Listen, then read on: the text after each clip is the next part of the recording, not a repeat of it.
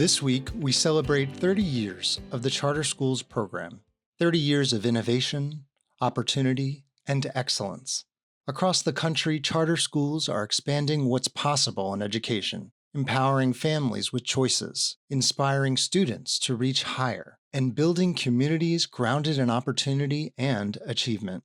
The U.S. Department of Education concludes its series celebrating National Charter Schools Week and 30 years of impact of the Charter Schools program with special remarks and an exciting announcement from U.S. Secretary of Education Linda McMahon.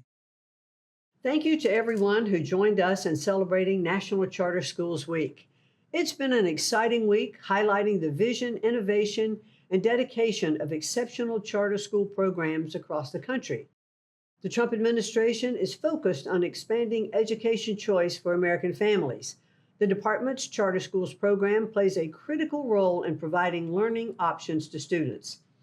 From new school developers and charter management organizations to facility support partners and state leaders, each story we've shared this week reflects the extraordinary power of education choice to expand excellence and opportunity. As we close this celebration and look forward to the year ahead, I'm excited to share that the Trump administration budget for education would increase the program by $60 million. In addition, the department is launching new model development and dissemination grants for charter schools. Through this program, the department will showcase bold strategies and innovative education models from charter schools. We will particularly focus on those that emphasize classical education, civics, STEM programs, and career-focused education. We're excited to see the innovation that will emerge from this new program. For more information about this exciting grant opportunity and everything else the Charter Schools program has to offer, please visit us at ed.gov. Thank you for your commitment to empowering students, families, and communities with high-quality charter schools. Together, we are shaping the future of education, one student, one school, and one community at a time.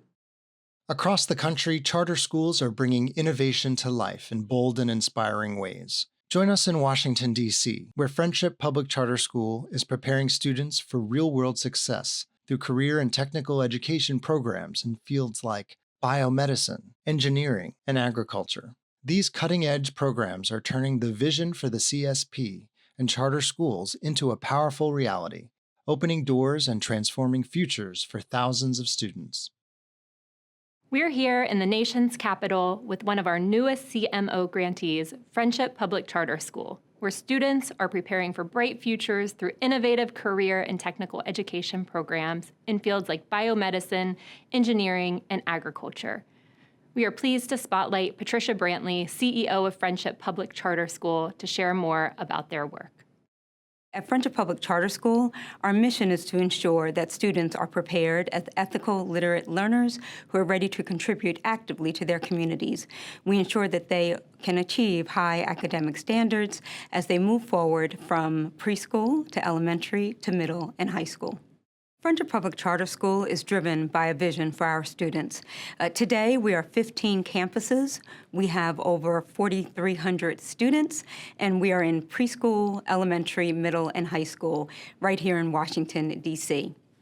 We think about our mission as a living embodiment of the work that we hope to do to make sure children are on the right path. And for us, that means ensuring that they are ethical, literate learners who achieve high academic standards and are ready to contribute actively to their communities. I always say investment in our children is an investment that you can always count on. With this grant, we will replicate our high-performing Collegiate Academy High School at a new site. But this isn't just about replicating what we've done in the past or even in the present. It's about refining. And so we are going to take our award-winning dual enrollment, advanced placement, career and technology education, and we're just going to build on top of it with a new site that will have a state-of-the-art workplace so that students know what is it like to work in the world today, where you may have remote and collaboration spaces. What is it like to use AI to design for the future? And so we're really excited about what we're able to do with this investment. When you look through our high school programs, what you're seeing is starting in the 9th grade and going through to 12th, our students have access to the best teachers that are teaching them both the academic content that one would expect in a comprehensive high school: English, math, science, social studies, all of those things, along with arts, physical education. But what we infuse on top of it is dual enrollment in courses that go from engineering to urban ecology or urban farming to the health sciences to coding. Those experiences are capped off with apprenticeships, interns, the ability to go out and present. And so we look at our CTE courses, our academy courses, our work in high school as really preparing students for their next step. CTE is the investment that keeps on giving. Our return on investment for our CTE programs has yielded 95 to 100% of our students in any given year having access to work-based learning, apprenticeships, 100% college acceptance. For this high school alone that we're in, which is Friendship Tech Prep, $20 million in college scholarships just this year. We're charter schools. Innovation is in our DNA. And so we are so excited to think about innovation. Innovation is about solving the world's problems. Sometimes it's about solving problems that we didn't even anticipate. When we were founded, charter schools were an idea, but not yet an idea whose time had come.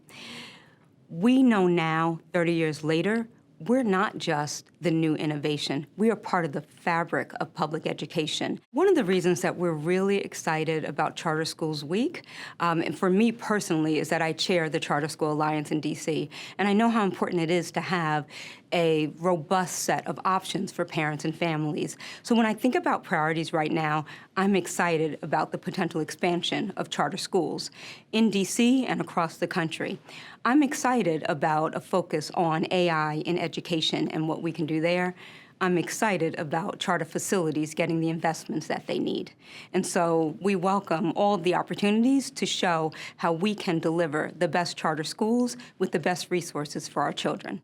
Because charters are so closely partnered with parents, we understand what they want, we understand what their children need, and we're able to deliver against that need. Next week, we will graduate students from 2 high schools, and when those students walk across the stage, they will proudly be able to say it's their charter school education that made them ready for the future. Let's conclude our series by traveling to Idaho, where leaders are advancing bold strategies to expand educational opportunity across the state. Bloom's work in Idaho demonstrates how charter schools can be a vital part of a thriving choice ecosystem that lifts all students. We close out National Charter School Week by spotlighting the power of vision and leadership in advancing school choice. Today, I'm joined by Terry Ryan, CEO of Bloom, a nonprofit charter school support organization based in Idaho. Bloom has been a pivotal partner in advancing education choice in Idaho, particularly in rural and underserved communities. Through strategic use of CSP funding through not 1, but 2 of our grant programs, Bloom has facilitated the launch and expansion of numerous charter schools, creating thousands of seats for students across the state. Terry, thank you for joining us to discuss how Bloom's work aligns with our shared vision for empowering families through education choice. It's an honor and a privilege to be with you today. Thank you for the invite. Can you share Bloom's mission and how you strive to expand high-quality education options in Idaho? Sure. So Bloom was set up, the J.A. and Catherine Albertson's Family Foundation. It's a very well-regarded Idaho nonprofit funder. Recruited me to come, and basically they wanted to create new school choices across the state of Idaho. Idaho is one of the fastest growing states in the country, and they saw an opportunity, hey, in this growth, maybe we can inject some innovation and do some things differently, which they, and actually many others in Idaho, wanted to see happen. So the idea was 20,000 new seats in 10 years, and that was in 2013. No one ever thought we'd get close to 20,000 seats. It just was a nice phrase, 20 and 10. We've gotten close to 20,000 seats in 10 years. And quite frankly, without the CSP grant, I don't think we'd have gotten nearly as close as we are. But that's kind of the backstory of how we got there. How has CSP funding enabled Bloom to support the growth of charter schools in Idaho, particularly in rural areas? Albertsons Family Foundation help us leverage the CSP funding. But with that came a lot of goodwill and a lot of opportunities in districts who were like, well, okay, this is starting to become something that the U.S. Department of Education is involved in, philanthropy is involved in. We had donated land, we've had donated facilities. So it's become something of like a movement in our state. And the only way you can really get this work done is to have a lot of really good partners and collaborative work. The rural stuff is hard. Oftentimes you'll find a really talented individual or maybe a couple individuals. They want to do a great school. They're capable of doing a great school. We've been working hard to try and develop some redundancy and supports for our rural school partners and work with districts that really want to do this. Access to quality facilities is often a challenge for charter schools. How has Bloom addressed this issue to ensure schools have the infrastructure needed to succeed? Well, it's a tough issue. And so the J.A. and Catherine Albertsons Family Foundation, the same time they recruited me to do the work that I do, they recruited a group out of Washington, D.C., who happens to also be a federal grant recipient called Building Hope. Building Hope is expert at figuring out how to finance facilities. And so in the early days, Building Hope worked with Albertsons to finance facility deals where Building Hope would have 30% of the deal, and then they'd get a lender like Vector Bank to do 70% of the deal. Well, as we've grown and as we've done more, we've gotten more partners to come into this. Probably the most innovative thing we do in Idaho with our charter schools is how we fund charter school facilities, which is quite frankly a partnership of a variety of lenders. So it's a pretty unique Idaho way of doing things. One other thing we got, which was really innovative, we got $3.5 million from the U.S. Department of Education for what is a credit enhancement grant we use for startup costs. So these schools, the pre-development costs are the riskiest things to fund. So we've been able to work with schools to cover pre-development costs using a federal credit enhancement. So we've had the state of Idaho involved in this, we've had philanthropy involved in this, we've had the U.S. Department of Education involved in this, and we have developers who donate land. We've had a guy donate steel to one of his schools, so it's kind of all hands on deck. This is how things get done in Idaho. What lessons learned could you share with others who are starting to enter this space? Well, first you need good schools. You need schools that deliver results. All of this is easier if you can point to the schools and say, hey, they're doing well. And they're delivering results for the families and the children that they serve. We've also had people who've come through the traditional systems and have taken advantage of the charter school mechanism to open a charter school. And we've had a lot of great support from the U.S. Department of Education, from our legislature, from our governor, from philanthropy, and families have bought into this, and the schools, for the most part, have delivered results. What challenges has Bloom faced in expanding charter school options, and what lessons have been learned that could inform similar efforts in other states? I think the advantage that our public charter schools have is that they know what they're about. They know what their mission is. They aren't afraid to talk about what they're about, and they're okay with being different. I think one of the things I'm most proud of in Idaho is we've got a spectrum of schools from more traditional classical academies to Montessori-type schools and everything in between. And it comes down to, do the parents want this choice? Do parents send their children to these schools? If they don't, the money doesn't follow, and then the schools don't work. But for the most part, the schools that we've helped to support have parent demand, and to the point where they're adding new campuses and they're growing. Can you speak to how charter schools can be innovative in this space? Well, we've had to get the law changed along the way to allow them to be even more innovative.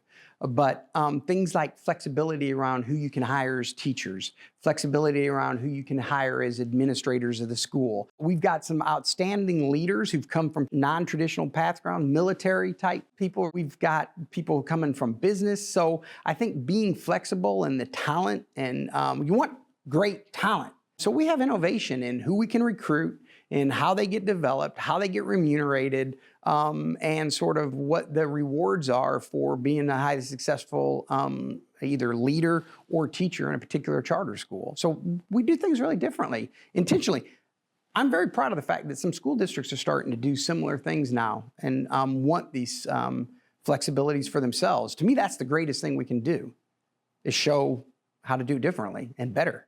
Last month, you published an article in Education Next and mentioned that you've heard parents say they want more choice. We know that lawmakers in Idaho have given parents more choice with the passage of school voucher law that offers parents a $5,000 tax credit for private schools. What impact do you believe this will have on education choice in Idaho? Looking ahead, what are Bloom's plans for continuing to support education innovation and choice in Idaho?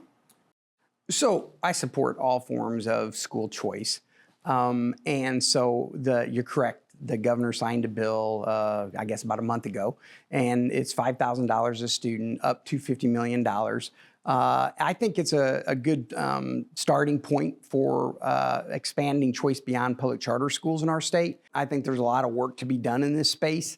I think our governor, our legislature, our families are going to demand that there's more choices in Idaho. And, you know, from what we're seeing across the country, the results speak for themselves. We see better outcomes for students, better outcomes for families. So we're all in on that. I've been in the charter space there for 12 years. And when I started, there were a lot of people who didn't like what we were doing, saw it as a threat. We get bills passed now unanimously. Democrats and Republicans unanimously will support our public charter schools. So it's going to take time for tax credits and education savings accounts and things like that to find their footing in Idaho. But I believe they will, and it'll be a part of the mix of our education landscape. And I think it's a good thing. We are closing out Charter Schools Week and 30 years of celebrating the CSP program. How are you meeting the moment with the celebration and the kind of reflection of the last 30 years? Well, I've been involved in public charter schools since 2001. We've made huge progress since then in terms of political support, in terms of the overall growth of the program, and also in terms of the results. Charter schools are delivering results for families across the state, and specifically for some of our neediest families across my state, Idaho, and across the country. Hundreds of great people have been involved in charter schools as leaders, as board members, as teachers, as champions, advocates who, it's been fun to see people whose political careers have kind of paralleled the charter school growth. So I'm excited about where we've been. I'm really excited about where we can go. And we need it in this country. You know, our schools overall, we need to do better by our kids. It's a much more complicated, competitive world. And I think charter schools are an important part to how we can do better by our families and our kids.